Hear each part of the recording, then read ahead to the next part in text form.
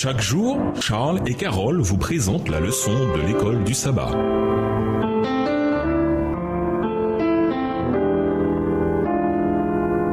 Bienvenue dans votre émission. Dieu nous parle.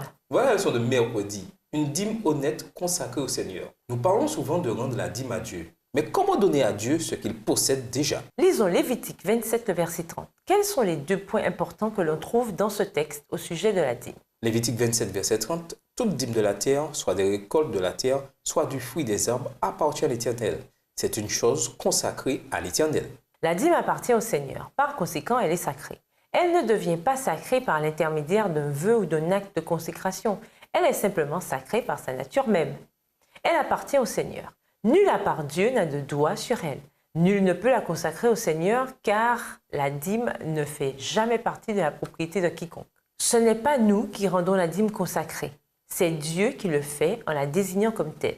Il a ce droit. En tant qu'intendant, nous lui rendons ce qui est à lui. La dîme est consacrée à Dieu pour une tâche spécifique. La retenir pour toute autre chose est malhonnête. La pratique qui consiste à donner une dîme consacrée ne doit jamais être oubliée.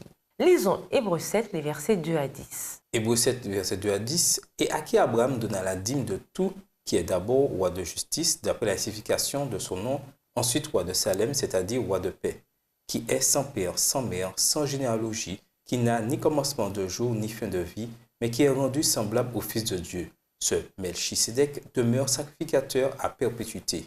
Considérez combien est grand celui auquel le patriarche Abraham donna la dîme du butin. Ceux des fils de Lévi qui exercent le sacerdoce ont, d'après la loi, l'ordre de lever la dîme sur le peuple, c'est-à-dire sur leurs frères, qui cependant sont issus des reins d'Abraham. Et lui, qui ne tirait pas d'eux son origine, il leva la dîme sur Abraham, et il bénit celui qui avait les promesses. Verset 7. Or, c'est sans contredit l'inférieur qui est béni par le supérieur. Et ici, ceux qui perçoivent la dîme sont des hommes mortels. Mais là, c'est celui dont il est attesté qu'il est vivant. De plus, Lévi qui perçoit la dîme l'a payé pour ainsi dire par Abraham, car il était encore dans les reins de son père lorsque Melchisédek alla au-devant d'Abraham.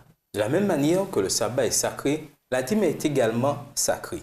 Le terme consacré signifie mis à part pour un usage sacré. Le sabbat et la dîme sont ainsi liés. Nous mettons à part le 7e jour comme un jour sacré saint et nous mettons à part la dîme comme le bien sacré de Dieu, comme quelque chose de consacré.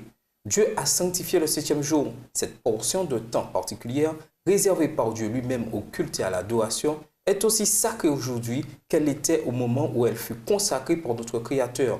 De la même manière, la dîme de nos revenus est sacrée devant l'Éternel.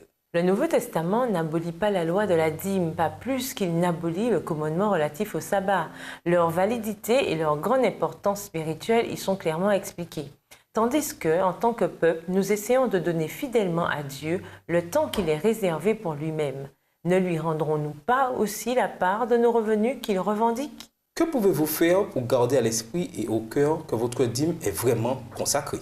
Et nous vous laissons avec la question du jour. En matière de dîme, Dieu a-t-il déjà pourvu pour vous de la façon la plus inattendue? Si oui, racontez. Au revoir. Et à demain si Dieu veut. Dieu nous parle. Chaque jour, Charles et Carole vous présentent la leçon de l'école du sabbat.